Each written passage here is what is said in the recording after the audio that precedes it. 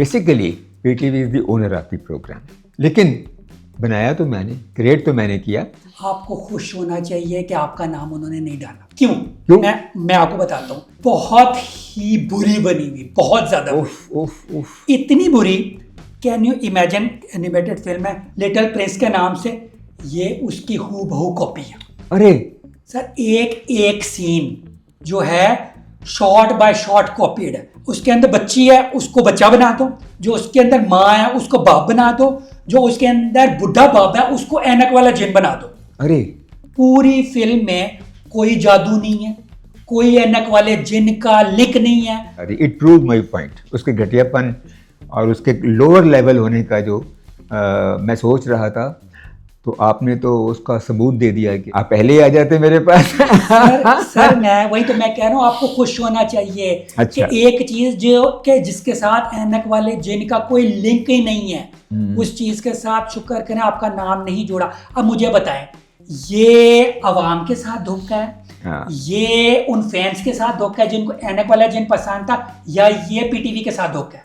सबके साथ। ये तो फोर्जरी का केस बनता है, ये डिजिटल पायरेसी का केस बनता है। एग्जैक्टली। तो लेकिन उन्होंने मुझे इशारा दिया था कि हम तो अब आजकल एआई पे काम कर रहे हैं। लो ये है वो एआई, लाहौल वाला कुआं। नकल के लिए भी अकल की जरूरत ये होती है। इतना पुराना मुहावरा है और इतना सच्चा है। या फू या फफा आया हुआ। मुझे बताइए, ये कैच फ्रेजेस आप लिखते थे? एक ऐसा दर्जी जो बहुत तालीम याफ्ता भी नहीं है, हाँ। उसने ये सारे कास्ट्यूम बनाए थे।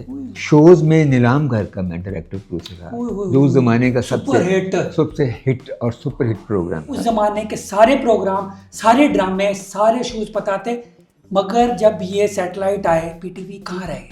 उन्होंने पीटीवी को जानबूझ के डैमेज किया ताकि इसका हिस्सा भी हम ले जाएं।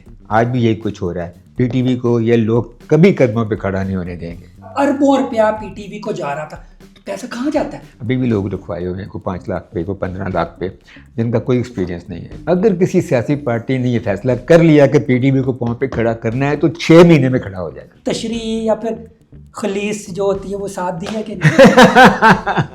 नहीं, शायरी उनके लिए है ही नहीं जो उसका सही तर्जुमा करे। नहीं, आप तो काफी रोमांटिक लग रहे हैं मुझे। तो मैं हूं ना।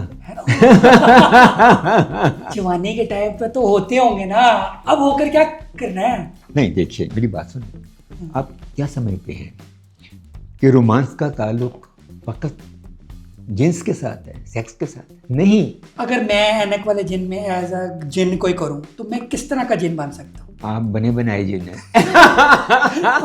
वो तो हूँ, मगर आप मुझे क्या कैरेक्टर देंगे? आपने ये नहीं मेरे कॉन्सेप्ट पे ड्रामा बना लिया हुआ? बना दिया। लेडी डयाना ने भी देखा था, ठीक है, जमाइमा ने भी देखा था, इमरान खान ने भी देखा था, ठीक है। लेडी डयाना बेचारी मर गई, जमाइमा की तलाक हो गई, इमरान खान को लंबी कैद हो गई, तो आपको लगता है आपका कसूर था? लाहौल वाला कुआं।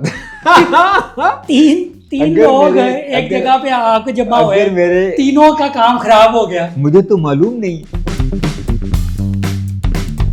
अस्सलाम वालेकुम नाज़रीन, मैं हूँ शेख कासिम और आप देख रहे हैं मेरे YouTube channel Sheikh Kasim official. आज मैं एपिसोड लेकर आया, बहुत स्पेशल एपिसोड है और मेरे साथ जो गेस्ट मौजूद है उनका नाम है हाफिज़ ताहिर।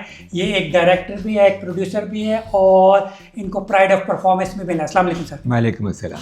कैसे हैं? ठीक ठाक है? अल्लाह का शुक्र। आप सुनाइए। सर सबसे पहले एक तो मेरे लिए एक ऑनर की बात है कि मैं आपके साथ बैठा हूँ। जो मैं बचपन से जो ड्रामा, जो मेरा पसंदीदा ड्रामा था ऐनक वाले जिन, उसके डायरेक्टर आप हैं और उसको आपने क्रिएट किया हुआ है, तो ये तो मेरे लिए बहुत बड़ी बात है। मुझे भी बड़ी खुशी है कि आप एक अच्छे इंसान हैं और अच्छी बात करते हैं। शुरू से शुरू करते हैं, ठीक है। सबसे पहले जो मैं मेन टॉपिक जिस वजह से मैं आया हूँ, ठीक है, जो आपकी वीडियो भी एक पिछले दिनों आई थी और लोग भी बहुत ज़्यादा उस पर बात कर रहे थे कि लोगों को ये फील हो रहा था कि यार कि ऐनक वाले जिन के कॉपीराइट आपके पास हैं। लोग ये कह रहे थे कि यार आप जो है पीटीवी के एम्प्लॉय हैं, पीटीवी ओन करता है, क्योंकि डायरेक्टर प्रोड्यूसर वो वही कह रहे थे यार हमने पीटीवी से लिए हैं। तो वो आप किस तरह से वो क्लेम कर दी, किस तरह से वो कह रहे थे कि यार कि ये आपके पास, आपको पूछना चाहिए, तो आप किस तरह से वो बातें कर रहे थे? देखें, हमारे माशरे में से ना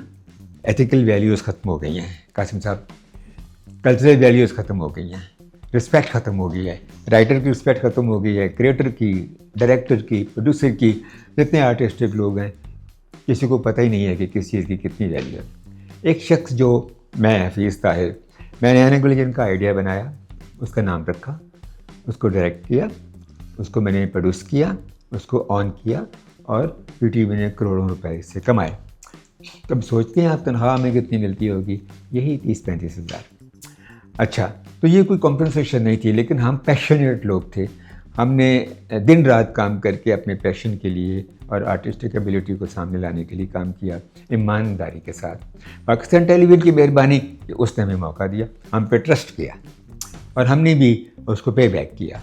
अब ये कॉपीराइट के बाद, तो कॉपीराइट का तरीका ये होता है कि जब तक आपके कॉपीराइट को कोई चैलेंज ना करे तो वो कॉपीराइट आपका ही होता है। फ़र्ज़ करें मैं अगर चला भी जाता हूँ क्योंकि मेरा कॉपीराइट है, तो उसकी कॉन्टेस्ट तो कोई करेगा ना, पीटीवी कॉन्टेस्ट करेगा या कोई करेगा, तो फिर अभी डिसाइड हो जाएगा कि मेरा कितना राइट है और पीटीवी का कितना राइट है। लेकिन basically PTV is the owner of the program, ठीक है। लेकिन बनाया तो मैंने, क्रिएट तो मैंने किया। ये बात अभी तय होनी है कि क्या फिजिकल प्रॉपर्टी पीटीवी की है या इंटेलेक्चुअल प्रॉपर्टी भी पीटीवी की है। यानी आपका मेन कहने का ये मतलब है कि यार कि बेशक पीटीवी हाँ, ऑन करता हो, हाँ, ठीक है, बिल्कुल। मगर आप क्रिएटर थे, आपका नाम उसमें ऐड होना चाहिए था। हाँ। थैंक्स के तौर पे भी हो सकता है या फिर दिस क्रिएटेड बाय, क्योंकि मैंने जितनी भी इंग्लिश फिल्म देखी है, इंग्लिश सीरीज देखी हुई है, जिस बुक पे बेस करता है या जिसने वो चीज़ क्रिएट की होती है, उसका नाम लाजमी होता है। बिल्कुल बिल्कुल। अभी देखिए ना, जैसे कॉमिक बुक्स पे बनी हुई ये सीरीज़ हैं, सुपरमैन है, बैटमैन है, स्पाइडरमैन है, शुरू में ही नाम आ जाता है क्रिएटर का, जिसने ये कैरेक्टर क्रिएट किया, कॉमिक बुक बनाई, उसका नाम आता है, फिर आगे फिल्म शुरू होती है। कॉपीराइट तो वो तो अदालत में जाके पता लग जाएगा या किसी भी एजेंसी के पास कि क्या है, बज़ाहिर पीटीवी का लगता है, लेकिन मैं ये तो क्लेम कर सकता हूँ जाके कि जनाब मेरा नाम तो आना चाहिए था ना। यो तो किसी ने मना नहीं किया, वो तो पीटीवी ने भी मना नहीं किया होगा कि ये साहब का नाम मत दें या ए हमीद का नाम ना दे जो उसके राइटर हैं। ये बनाने वालों की ज़्यादती है और बनाने वालों का धोखा है जो उन्होंने न सिर्फ मुझे दिया बल्कि उस सीरियल के सारे देखने वालों को दिया। सर मैं आपको ये एक बात बताऊं, मैं ये बताना चाहूँगा, ठीक है, आवाम को भी और आपको भी, आपको खुश होना चाहिए कि आपका नाम उन्होंने नहीं डाला। अरे वाह, आपका नाम नहीं ऐड किया। अरे वाह, क्यों? मैं आपको बताता हूँ। मैंने ऐनक वाला जिन ये जो AI की बनी हुई है ये मैंने देखी, मैं इसके प्रीमियर पे गया था और मैंने वो देखी और वो देखकर मैं आपको ना उसका रिव्यू देना चाहूँगा। बहुत ही बुरी बनी हुई, बहुत ज़्यादा बुरी, इतनी बुरी, कैन यू इमेजिन। पहली बात तो ये AI जो है, AI जो इन्होंने ऐड की हुई है, उसका वाटरमार्क तो सबने नोट किया, वो तो है ही, क्योंकि मुझे लगता है शायद उन्होंने ओरिजिनल सॉफ्टवेयर भी नहीं यूज़ किए हुए, वो अलग बात है। मगर AI भी इतनी बुरी है, गंदी एनिमेशन, शक्लें चेंज हो रही हैं, हर एक सीन से अगले सीन में किसी की शक्ल मिल ही नहीं रही, ठीक है। जो उस बच्चे का बाप है, ठीक है, उसकी 20 शक्लें, एक बच्चे का 20 बाप तो नहीं ना हो सकते।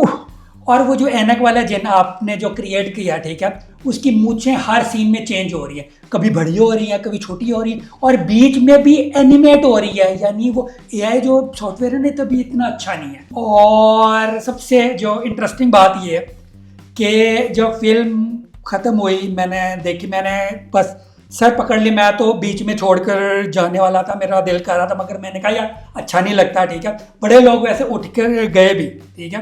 मैंने फिर घर आकर देखा, क्योंकि मैं उधर ही नोट करता यार कि मैंने कहीं कहीं ये चीज़ ये फिर सीन देखे हुए हैं। अच्छा। मैंने घर आके सर्च किया, सर एक पुरानी एक इंग्लिश एनिमेटेड फिल्म है लिटिल प्रिंस के नाम से, ये उसकी हूबहू कॉपी है। अरे ये तो बड़ा इंकशाफ है मेरे ऊपर। जी हाँ, ये पूरी कॉपी है। मैं उसका ट्रेलर आपको दिखाऊंगा और मैं आपको पूरी फिल्म भी दूंगा, क्योंकि मैंने फिर बाद में फिल्म भी पूरी डाउनलोड की।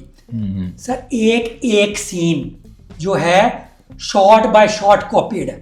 मुझे लग रहा है वो AI को कमांड यही दी गई है कि लिटिल प्रिंस को ये आप इनको एनिमेट कर दो, सिर्फ क्या चेंज करना है, उसके अंदर बच्ची है उसको बच्चा बना दो, जो उसके अंदर माँ है उसको बाप बना दो, जो उसके अंदर बुढ़ा बाप है उसको ऐनक वाला जिन बना दो।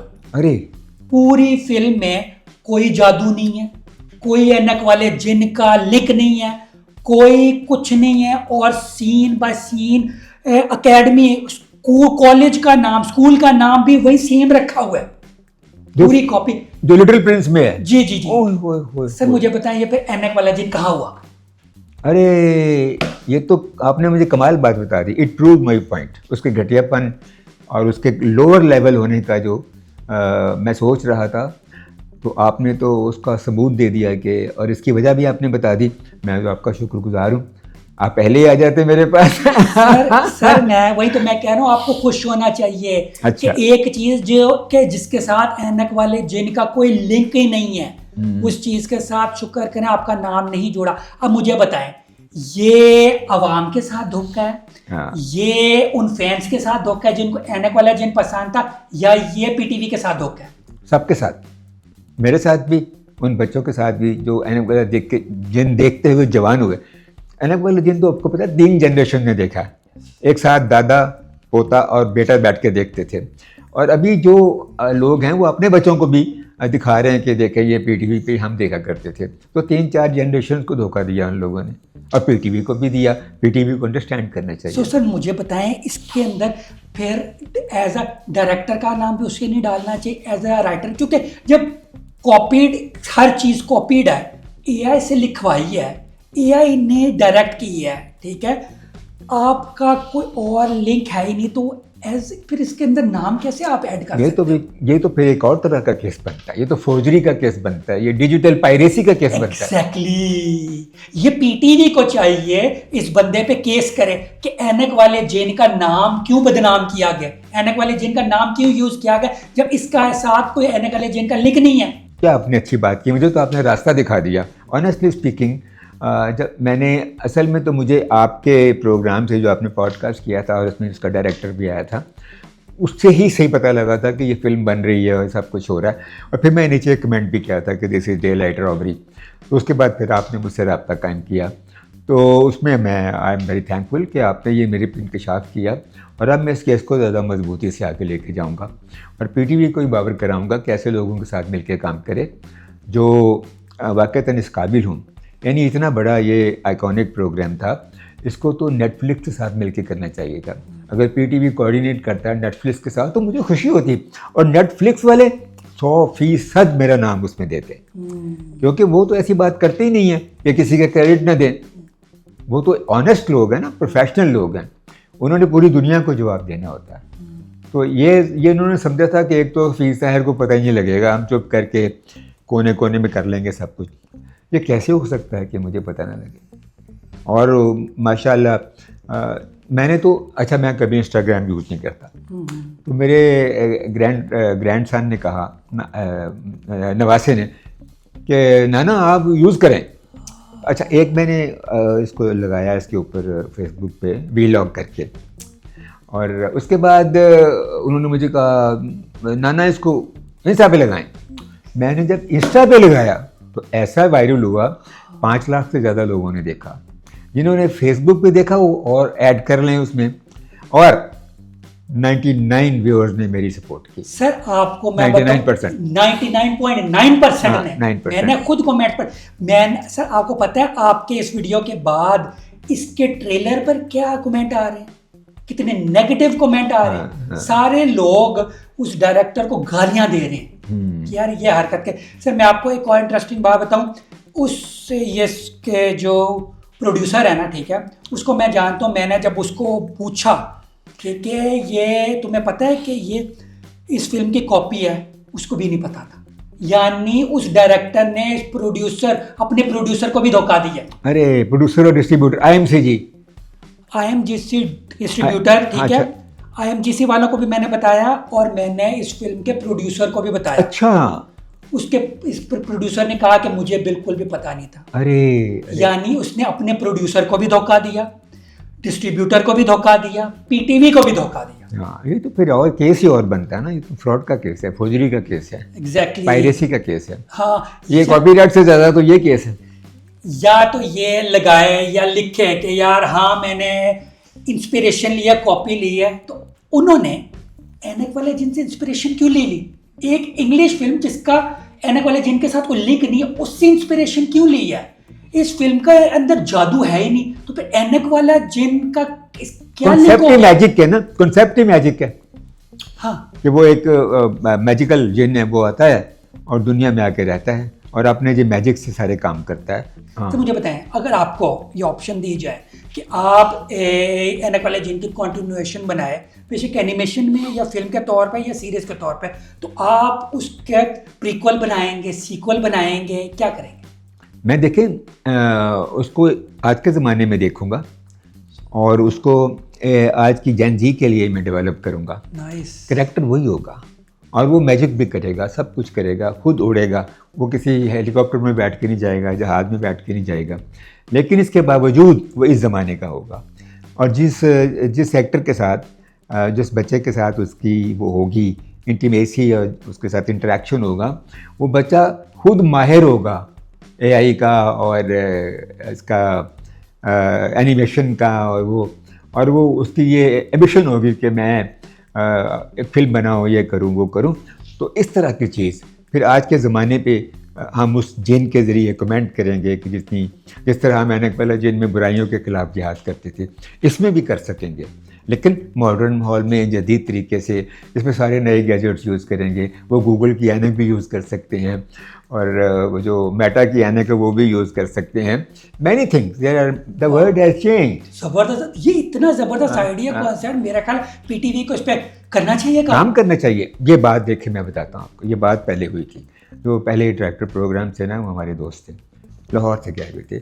मैंने उन्हें फ़ोन किया, मैंने कहा आप ऐसे करें, मुझे कोई बताएं, मैं आपको कोई आइडिया बना के देता हूँ बच्चों के लिए, तो आप इसको इस तरह मॉडर्न तरीके से सोचते हैं। उन्होंने कहा अच्छा फिर ठीक है। ये बात की, उसके बाद उन्होंने मेरे से रिस्पॉन्स नहीं किया। अब वो रिटायर हो गए हैं, अब नए हैं, और नए जो हैं उनका ताल्लुक प्रोग्रामिंग से नहीं है, वो न्यूज़ करंट अफेयर से आए हैं।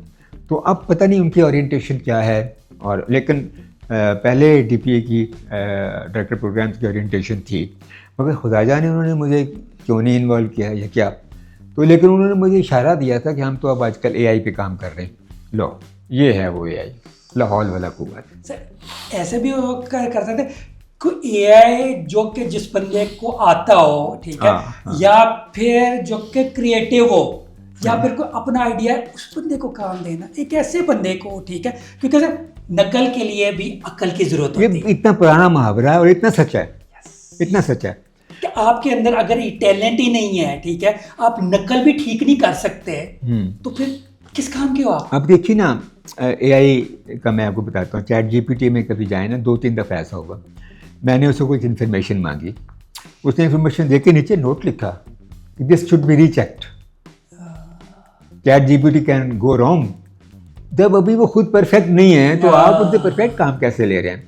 उसके अंदर एनिमेशन जंप आता है, उसके अंदर शक्लें जंप आती है, उसके अंदर लाइट जंप आता है। अभी आप पूरी फीचर फिल्म बना ही नहीं सकते, और आपको पता है फीचर फिल्म की लेंथ पूरी करने के लिए इन्होंने क्या किया, इन्होंने रिपीट किए हैं सीन्स, पूरे शॉर्ट्स और सीन्स रिपीट किए हैं। मैंने डायरेक्टर से पूछा, यार पूरा का पूरा सीन चंक दोबारा क्यों आ रहा था? कहता है हमने ना वो टाइम पूरा करने के लिए ना उसको कॉपी पेस्ट कर दिया, आगे पीछे कर दिया। ओए इतने ब्लंडर मारे उन्होंने। इससे पता लग रहा है कि यार कि वो क्या बंदा है, हद है वैसे। बिल्कुल हद हो गई यार, ये तो बड़ा, ये तो मैं कहता हूँ ये तो मामला ही किसी और तरफ से। सबसे खतरनाक बात ये है कि ये लोग कह रहे हैं कि इस फिल्म को वो, ठीक है, ऐनक वाले जिन की जो एआई फिल्म उन्होंने कॉपी जो बनाई है, ठीक है, ऐनक वाले जिन की कॉपी नहीं, लिटिल प्रिंस की कॉपी जो बनाई है, उसको वो पाकिस्तान की तरफ से अवार्ड्स में भेज रहे हैं, और Guinness book of world record के साथ भी उन्होंने राब्ता किया है कि Guinness book of world record के अंदर भी वो भेज रहे हैं कि फर्स्ट एआई फिल्म। तो मुझे बताएं, ये पाकिस्तान की बदनामी नहीं है? जब उन्हें पता लगेगा, क्योंकि वो भी बेवकूफ़ नहीं है, जब उन्हें पता लगेगा कि ये जो है वो कॉपीड है और इसके अंदर ये कॉपी पेस्ट किया गया है टाइम पूरा करने के लिए, और ये एक इंग्लिश फिल्म की कॉपी है, तो ये पाकिस्तान का नाम नहीं बता। तो वहाँ जलील ही होंगे ना जाके, वो उनके पास तो ऐसे स्कैनिंग है ना कि वो डालेंगे और पता लग जाएगा कौन सी। मुझे पता लग गया। हाँ, तो फिर उनको नहीं पता, बिल्कुल लगेगा चल सकता ये बहुत बड़ी हिमाकत करेंगे। कॉपीड है।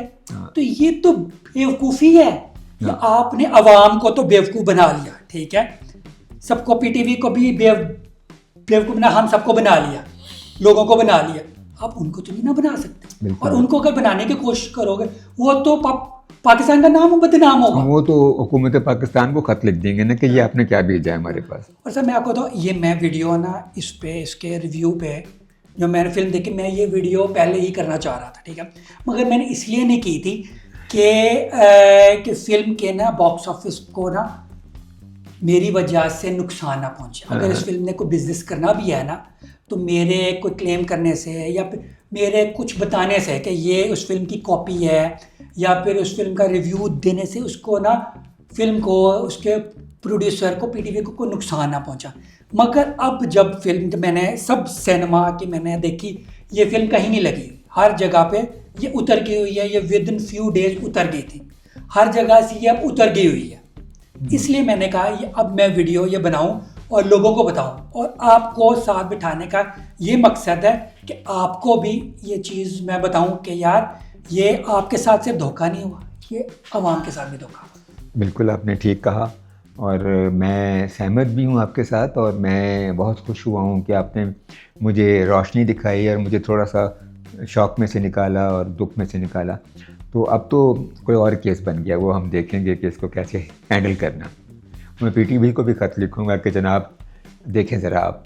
आपको पता है इसके ना प्रीमियर पे ना फरहान ताहिर और जुगन भी आए हुए थे, पीटीवी के कहने पर वो आए थे, ठीक है। हाँ। पीटीवी ने कहा था यार प्लीज़ आ जाओ वरना वो नहीं जाते थे, ठीक है।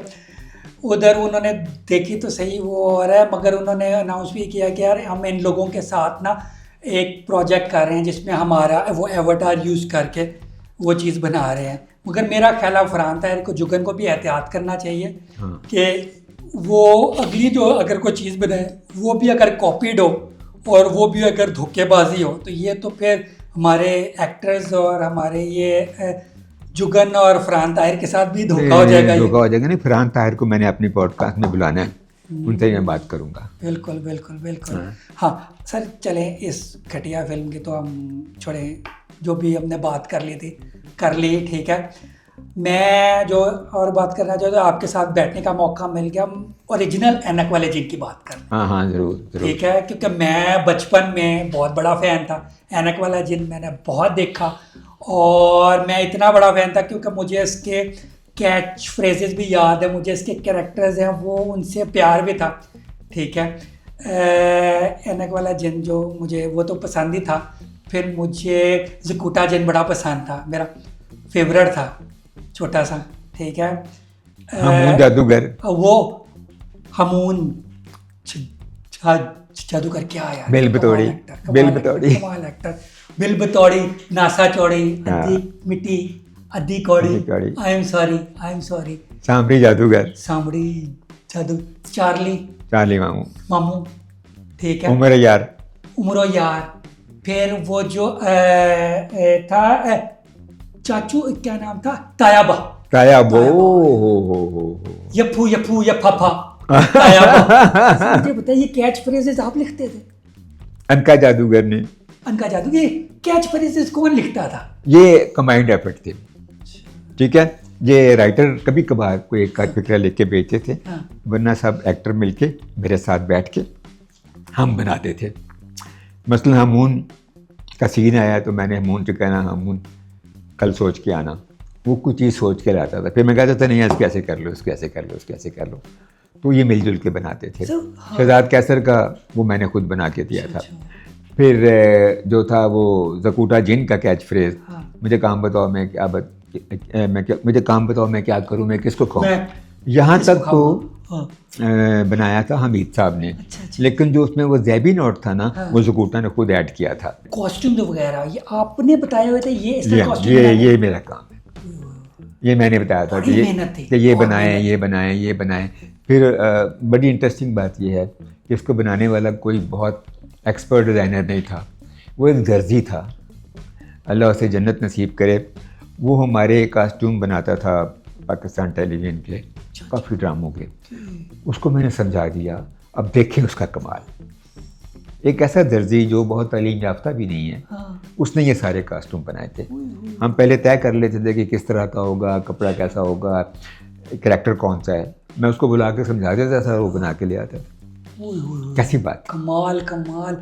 और सर उसके बाद ठीक है, ये जो है एक्ट्रेस जिन्होंने ये काम किया था इस पर, काफ़ी एक्टर्स ऐसे थे जिनको उसके बाद कोई काम नहीं मिला। नहीं, बिल्कुल। ठीक है, कुछ फौत भी हो गए, कुछ नॉन थे, जैसा ज़हीर अख्तर साहब, ठीक है, वो काम करते जमील रहे। फखरी साहब थे। हाँ, जमील फखरी, मगर काफ़ी ऐसे थे जो जिनके साथ इसका ऐनक वाले जिनका नाम जोड़ किया, मगर वो कुछ और काम नहीं कर सके। क्या वजह? उसकी बुनियादी वजह यही है कि बेसिकली वो बहुत बड़े एक्टर नहीं थे। उनके अंदर एक कैरेक्टर था, वो मैंने निकाल लिया, और वो इतना पॉपुलर हो गया कि वो जो बड़े कैरेक्टर होते हैं, जो पॉपुलर होते हैं, तो वो एक्टर को खा पी जाते हैं। जैसे वारिस में उसके साथ हुआ था, चौधरी हशमत के साथ, वो भी उसके बाद कोई कैरेक्टर नहीं कर सका। और हमून जादूगर तो साफ कहता है, नसीब पाशा कहता है कि मैं नसीब पाशा हूँ ही नहीं, मैं हूँ ही हमून जादूगर। इस तरह जो गोटा जीन का हाल हुआ। इससे पहले ये सब छोटे छोटे रोल करते थे। इनको पकड़ा इसलिए कि मुझे एक गट फीलिंग थी कि ये ड्रामा सीरियल शायद आगे जाएगा, और मैं सोचता था कि अगर मैंने कोई फेमस एक्टर रख लिया तो मैं कहीं फंस ना जाऊँ रॉन्ग लगने सीरियल में। और दूसरी वजह ये थी कि ये बिल्कुल मेरी कैलकुलेशन सही निकली कि अगर इन करैक्टरों को फेमस एक्टर करते तो फिर ये करैक्टर मशहूर ना होते। फिर लोग कहते हैं अच्छा कभी खान वाला जिन है, जमील फखरी जो है वो जो कोटा जिन है, तो फिर वो करैक्टर ना रहते, फिर वो एक्टर हो जाते, और एक्टर शाबाश मिल जाती है एक्टर को। मगर करैक्टर जिस तरह आज हम बात कर रहे हैं, ये हम ना कर रहे। तो सर मुझे बताएं, जब इतना हिट ड्रामा 3 साल बाद फिर बंद क्यों हो गया, और उसका कभी कोई प्रीक्वल, कोई सीक्वल, कुछ चीज़ें उस तरह से आई नहीं जो कि आनी चाहिए थी? क्यों? मैं बताता हूँ, इसमें थोड़ा सा चेंज है आपकी बात में कि ये चला एक दफ़ा, क्यों बंद हुआ, ये मैनेजमेंट का डिसीजन था, हालांकि नहीं होना चाहिए था। दुनिया में 25-25 साल चलते हैं। फ्रेंड्स कितनी देर चला, a little house on the prairie कितने साल चला, अब दोबारा प्लान हो रहा है, वो नेटफ्लिक्स प्लान कर रहा है। तो इसको तो बंद ही नहीं होना चाहिए था, चाहे मैं रिटायर हो जाता, कोई और प्रोड्यूसर करता रहता। पीटीवी की चीज़ थी, पर होती रहती। मगर फिर कुछ वेस्टेड इंटरेस्ट आ जाते हैं। प्रोड्यूसर ने कहा कि बस करो जी, साड़ी शोहरत साढ़े ड्रामे को नहीं देखता, एनू बंद करो। प्रोड्यूसर्स, सीनियर प्रोड्यूसर्स ने भी कहा होगा, कुछ मैनेजमेंट भी तंग आ जाती है, को हो जी मुक ही नहीं रहा, लो जी छोटो पर कुछ और करो। लेकिन मेरा ख्याल है कि प्री मैच्योरली बंद हुआ, इसको जल्दी बंद नहीं होना चाहिए था। लेकिन इसका सीक्वल बना था ऐनक वाला जिन 2 के नाम से, वो मैंने ही डायरेक्ट किया था। उसके फर्स्ट 30 एपिसोड 40 एपिसोड मैंने डायरेक्ट किए थे। फिर मेरी रिटायरमेंट हो गई, उसके बाद इसको मेरे असिस्टेंट सफदर सहर ने किया। ठीक है, ये कहानी। अच्छा मुझे बताएं, इसके अलावा आपने ऐनक वाले जिन के अलावा क्या क्या काम किए, क्योंकि आपको प्राइड ऑफ परफॉर्मेंस भी मिला हुआ है, आपने पीटीवी में और पीटीवी के अलावा क्या काम किए? कासिम साहब, खुदा की मेहरबानी से मैंने अपने हिस्से से ज़्यादा काम किया।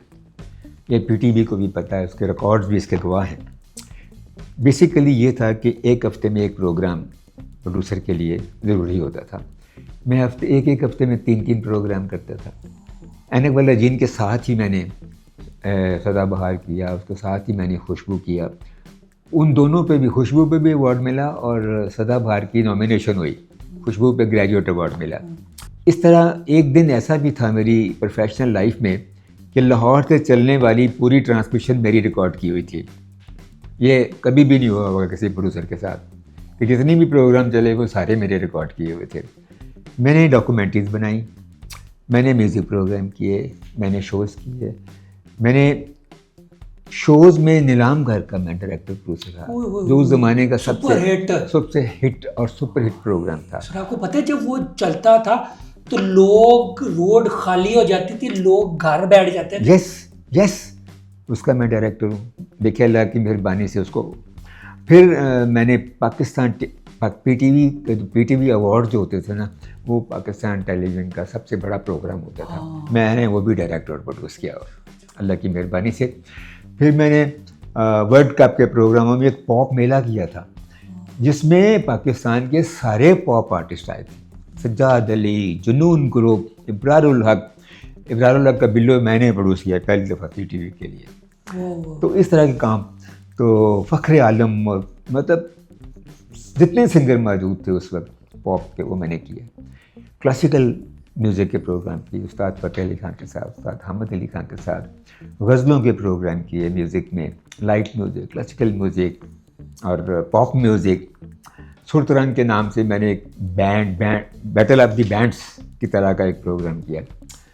तो इसके अलावा 50 मिनट की सीरियल्स की बड़ों के लिए। सर मुझे बताएं, पीटीवी जो है वो जब सैटेलाइट चैनल्स आए तो पीटीवी इतना पीछे क्यों रह गया? वो क्यों पीटीवी, अब पीटीवी का कोई ड्रामा नहीं कोई देखता, कोई प्रोग्राम नहीं, किसी को नहीं पता, कुछ नहीं पता। उस ज़माने के सारे प्रोग्राम, सारे ड्रामे, सारे शोज पता थे, मगर जब ये सैटेलाइट आए पीटीवी कहाँ रह गया, क्यों? जनाब ये तो ऐसा बर्निंग क्वेश्चन है। मैंने वैसे एक वीक व्लॉग भी किया हुआ अपने यूट्यूब चैनल पे, वो भी मैं आपको लिंक भेजूँगा, उसमें सारी चीज़ें हैं। तो मैं वैसे सम अप कर देता हूँ जल्दी, क्योंकि आपके प्रोग्राम की ड्यूरेशन भी तो होगी ना। बात यह है कि सबसे पहले तो इसको पहला धक्का लगाना मुझे नज़िया के दौर में, जब इस पर मुख्तलिफ़ किस्म की सेंसरशिप लगी और ये कहा गया कि कोई एंकर पर्सन भी मेकअप नहीं करेगी, कोई न्यूज़ कास्टर मेकअप नहीं करेगी, वगैरह वगैरह। और यहाँ तक सेंसरशिप था कि एक प्रोग्राम हुआ था सोनी महिवाल, सोनी पे एक ड्रामा किया था सारे प्रोड्यूसर ने। तो उसमें सोनी जब डूबती है, ठीक है, तो उसके सर से दुपट्टा उतर जाता है। वो सीन दोबारा शूट कराया था कि दुपट्टा नहीं उतरना चाहिए सर से, भले वो डूब रही है। इस तरह की सेंसरशिप थी। एक ये बात। दूसरा, सदर मुशर्रफ का ये फैसला कि प्राइवेट चैनल आने चाहिए। प्राइवेट चैनल किन लोगों ने लगाए? MNA, MPA, मिनिस्टर या उनके रिश्तेदारों ने। जब वो चैनल लग गए तो एडवर्टाइजिंग की मार्केट तो उतनी ही थी ना। उन्होंने पीटीवी को जानबूझ के डैमेज किया ताकि इसका हिस्सा भी हम ले जाएं, एडवर्टाइजिंग का, मार्केटिंग का। ठीक हो क्या? ये दो रीज़न्स हो गई और ये बड़ी मेन रीज़न है। आज भी यही कुछ हो रहा है। पीटीवी को ये लोग कभी कदमों पे खड़ा नहीं होने देंगे, क्योंकि इनका अपना हिस्सा जाता है। उसके बाद जो हुकूमत आती रही वो नाअहल लोगों को इसमें भर्ती करती रही।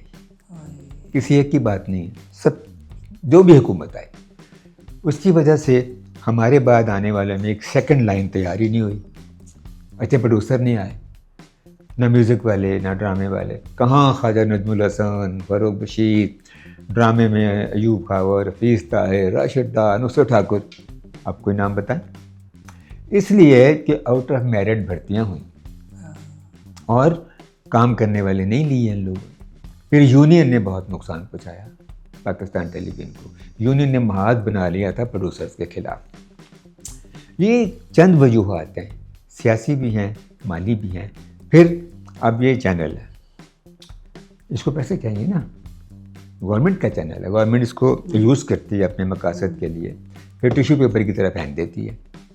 ना इक्विपमेंट के लिए पैसा आता है, ना प्रोग्रामिंग के लिए आता है। करंट अफेयर के प्रोग्राम हो रहे हैं, लाहौर से सिर्फ 2 शो हो रहे हैं सुबह, एक संडे को होता है शायद, बस। ड्रामा हो ही नहीं रहा, ड्रामे के लिए फंडिंग ही नहीं आती। सर मुझे पता, फंडिंग अभी कुछ अर्सा पहले ये ख़त्म हुआ है। इससे पहले जो था, बिजली के बिलों में पीटीवी वाला जो है वो पैसे ऐड थे और अरबों रुपया पीटीवी को जा रहा था। तो पैसा कहाँ जाता है? पैसे जाते थे उन कंसल्टेंट्स को जो मुख्तलिफ अपनी पार्टियां जो थी, पोलिटिकल पार्टीज रखवाती थी। अभी भी लोग रखवाए हुए हैं, कोई 5 लाख पे, कोई 15 लाख पे, जिनका कोई एक्सपीरियंस नहीं है। एक ऐसा भी बंदा उन्होंने रखा है, मैं नाम नहीं लेना चाहता, जिसकी कोई वैल्यू नहीं थी, उसको भी 5 लाख रुपये महीना पे रखा हुआ। इस तरह की काफ़ी सारी चीज़ें हैं जिसकी वजह से पैसा गलत जगहों पे चला जाता है और ख़राब हो जाता है। फिर वो 35 रुपये भी हुकूमत ने बंद कर दिए, यूँ साइन कीजिए और कहा कि क्योंकि हुकूमत ने 100 चीज़ें और ऐड कर दी हैं, मगर वो 35 रुपये देखे ना, वो खत्म कर दी। वो 35 रुपये काट के 1000 रुपये टैक्स लगा दिए। ऐसे के तो फिर क्या फ़ायदा हुआ? सिर्फ लोगों को खुश करने के लिए। और लोग आजकल के ज़माने में जितने तंग हैं महंगाई से, वो 35 रुपये से खुश नहीं हो सकते, मगर उसका नुकसान पाकिस्तान टेलीविज़न को हो गया। अब वो अपने पास से फंड्स देते हैं और कभी फंड्स उनके पास होते ही नहीं। जैसे अब सैलरीज लेट हो गई इस महीने में पेंशन लेट हो गई, अभी तक नहीं मिली, क्यों? पैसे नहीं।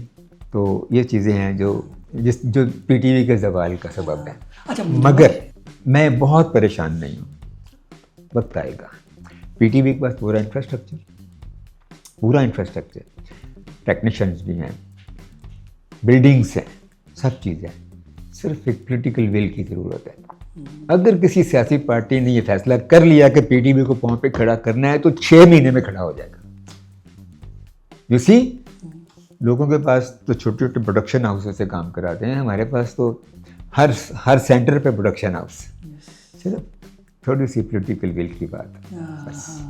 सर मुझे बताएं, इसके अलावा आप शायरी भी करते हैं, जी, आपने किताब भी लिखी, उसके बारे में बताएं। अच्छा जनाब, इस तरह है कासिम साहब कि मैं बुनियादी तौर पे शायर हूँ, ठीक है। 8वीं जमात में पहली गज़ल लिखी थी मैंने। तो मेरी 4 किताबें शायरी की हैं, एक नावल है। नावल मैंने बच्चों के लिए लिखा है, मैं बच्चों के लिए अब भी काम कर रहा हूँ। फिर बच्चों के लिए मेरी एक और किताब भी आ रही है, पूनम और पहाड़ के नाम से। वो नज़्म में लिखी किताब है, कहानी है, और उसकी इलस्ट्रेशन मेरी बेटी ने बनाई। वो किताब आपके देखने की होगी, मैं आपको दूंगा। एक मेरे पास मंजिल के नाम से मेरा नावल लिखा है, जिसे बेस्ट फिक्शन का अवार्ड मिल चुका है पाकिस्तान राइटर्स गिल्ड से, तो अल्लाह मेहरबान है। फिर पहली किताब मेरी शायरी की 8वां रंग थी, दूसरी ज़ेर ज़मीन थी, तीसरी पंजाबी की मंतर थी, और चौथी ये आखिरी इश्क मोहब्बत की 99 नज़में। अच्छा, मैं ना बचपन से ना ये ना शायरी में ना इतना बुरा था कि मैं अगर कोई कोर्स में कोई शायरी इकबाल की या फिर किसी के आ भी जाते थे ना, जब तक मैं उसकी तशरीह वो नहीं पढ़ता था, मुझे समझ नहीं आते थे शेर का। तो आपने तशरीह या फिर खलीस जो होती है वो साथ दी है कि नहीं? नहीं, शायरी उनके लिए है ही नहीं जो उसका सलीस तर्जुमा करे। हमारे प्रोफेसर साहब मोहतरम शोहरत बुखारी मरहूम खुद बहुत बाकमाल शायर थे, मीर के अंदाज में लिखते थे। वो कहा करते थे, उन्हें पढ़ाते थे ना, गज़ल पढ़ाई, उसकी सलीस की समझाया, और बाद में कहा कि देखो ये जो मैंने आपको सलीस बताई ना, अशार का तर्जुमा और ये इम्तहानों के लिए है। शायरी तर्जुमा करने की चीज़ नहीं, ये कैफियत है, महसूस करने की चीज़, बस ये बात। क्या सर कोई शेर या फिर नज़म को सुना? मैं इसमें से नज़म सुनाता हूँ, प्लीज़। हाँ, मैंने निकाली है आपके लिए। सुन मेरी मत कामनी, थोड़ा हिंदी डिक्शन है लेकिन। तो सुन मेरी मत कामनी, तेरा सोने जैसा रंग, मेरे सब शब्दों में झूमता तेरे तन का रंग तरंग। मेरे मन तरेह तेरी दीद की, मेरे मन तरेह तेरी दीद की, मुझ तुरत लगा ले अंग। मेरे अंग चढ़ा दे पद्मनी, तू अपने रूप द रंग। तेरा रूप चन्ने दी चाननी, मेरा इश्क अमावत संग। एक लांगा पा दे हुसन दा, मेरे दिल दे अंदरों लंग। तेरे बुल्लां आखां सोहणिए, मैनू कीता मस्त मलंग। मेरा दिल इश्क दा बादशाह, तू जो मंगना है मंग। ये एक नज़्म है, और एक मैं आपको सुनाता हूँ। तू और मैं, जो कमाल मेरा है इस सफ़ेद कागज़ पर, वो जमाल तेरा है इस सफ़ेद कागज़ पर। मेरे घर की बेलों पर जो भी फूल आते हैं वो तेरी इनायत है। मेरे दिल की धड़कन में जो भी सुर समाते हैं वो मेरी मोहब्बत है। कायनात उल्फत में जितनी कहकशाएँ हैं वो तेरी नज़र से हैं। तेरे हुस्न बेखुद में जो भी रंग पिन्हा हैं वो मेरे हुनर से हैं। मार्फत के मंजर में घर कोई हकीकत है वो तेरी तमन्ना है। हिजर की कहानी है, हिजर क्या कहानी है, बस क्या फसाना है।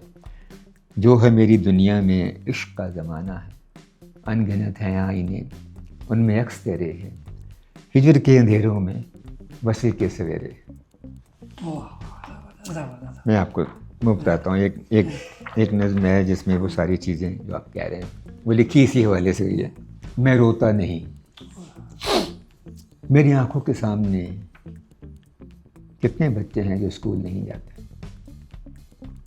मेरी आंखों के सामने कितने बच्चे हैं जो स्कूल नहीं जाते, और कितने हैं जो भूखे सोते हैं, और कितने हैं जो राहों में हाथ फैलाए कारों के पीछे भागते, और कितने हैं जो गज़ा की गलियों में बमों का निशाना बने, और कितने बच्चे हैं जो कश्मीर की वादी में जवान बापों के जनाजों में शरीक हुए, और कितने हैं जो हिरोशिमा में पहले एटम बम तजर्बे के नज़र हुए,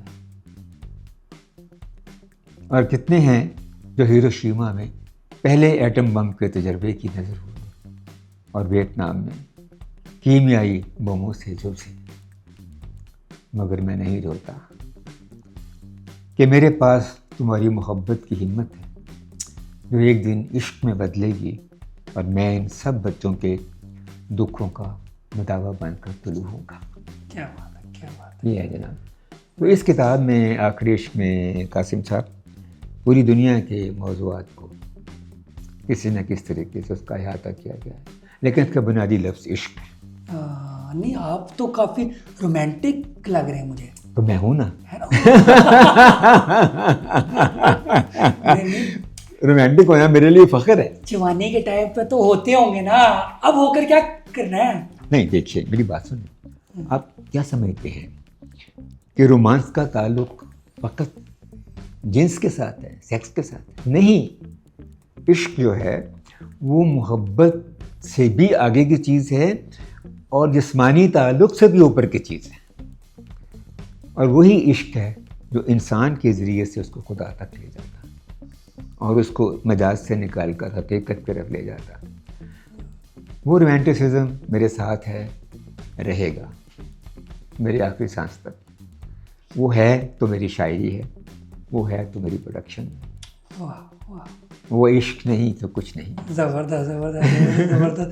अच्छा, बस आखिरी एक दो बातें रह गई हैं। एक तो मुझे बताएं कि फ़र्ज़ करें मुझे एक है ज़रा, मुझे देखकर आपको क्या लगता है कि मुझे भी ना एनएक वाले जिन में काम करने का ज़माने में शौक था, नहीं? अगर मैं एनएक वाले जिन में एज अ जिन कोई करूं तो मैं किस तरह का जिन बन सकता हूं? आप बने बनाए जिन हैं।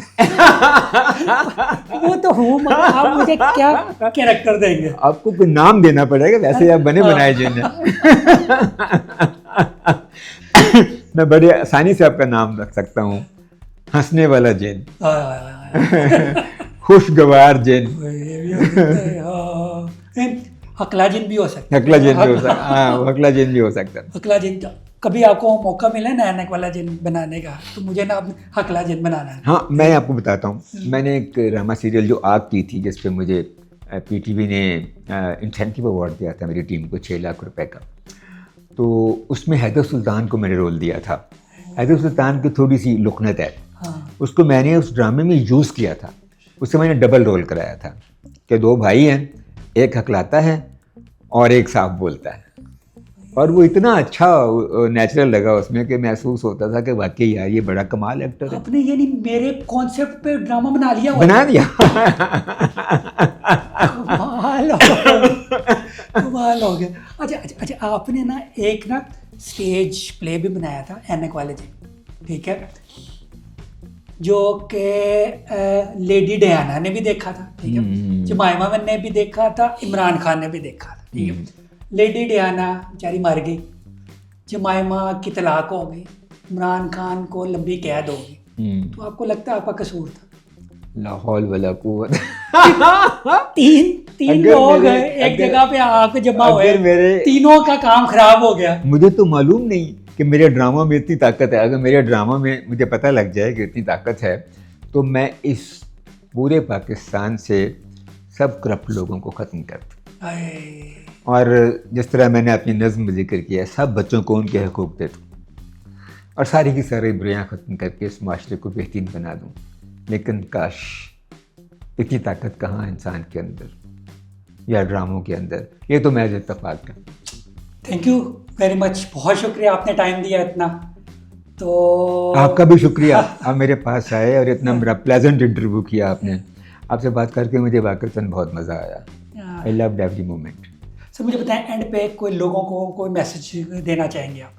देखें, मैं कोई रिफॉर्मर तो हूँ नहीं, या ना मैं कोई बहुत बड़ा कोई दानिश्वर हूँ कि मैं कोई मशवरा दे सकूँ, लेकिन मैं ये समझता हूँ ऑनेस्टली, इस सोसाइटी को अगर मैं एनालाइज करूँ तो हमारी सोसाइटी में ना क़ुव्वत बर्दाश्त कम हो गई है, टॉलरेंस कम हो गई है, एक दूसरे के बर्दाश्त नहीं करते, ख़ास तौर पर पॉलिटिकल लेवल पे और रिलीजियस लेवल पे। ये किसी सोसाइटी के लिए ज़हर कातिल है। और अब देखिए जितनी दहशतगर्दी हो रही है, मज़हब के नाम पे हो रही है, सियासत में नफ़रतें इतनी फैली हुई हैं कि अगर आप एक पार्टी के हैं, मैं दूसरी पार्टी का हूँ, तो हम अपनी पार्टी के ख़िलाफ़ एक फ़िक्रा सुनने के लिए तैयार नहीं होते और मरने मारने पे उतर आते हैं। और जिनके लिए हम मरने मारने पे उतरते हैं वो किसी एक कंडीशन कमरे में बैठ के कॉफ़ी का कप पी रहे होते हैं और हंस रहे होते हैं कि कैसा अवाम को पागल बनाया होगा। तो इस चीज़ को ख़त्म करने की ज़रूरत है। अब ख़ास तौर पे माइनॉरिटीज़ के साथ हम जो सलूक करते हैं वो नहीं करना चाहिए। हमारे इस्लाम में हुक्म है कि इनके साथ बना के रखो और ठीक तरीके से रखो। या क्रिश्चियंस के जिस तरह जलाए जाते हैं चर्चेज़, या वो उनके मंदिर जब गिराए जाते हैं, तो मैं नहीं समझता कि ये कोई अच्छा इक़दाम है। इस सोसाइटी में मोहब्बत की बहुत ज़रूरत है। अभी आप मोहब्बत की बात कर रहे थे, इस सोसाइटी में इश्क की बहुत ज़रूरत है, काम के साथ भी, लोगों के साथ भी, दोस्तों के साथ भी। अगर हम इस सोसाइटी में मोहब्बत फैला सकें तो हमारे बहुत से मसाइल हल हो सकते हैं। Thank you very much. इसी के साथ मुझे शेख कासिम को और हफीज़ ताहिर साहब को इजाज़त दीजिए। अल्लाह हाफ़िज़।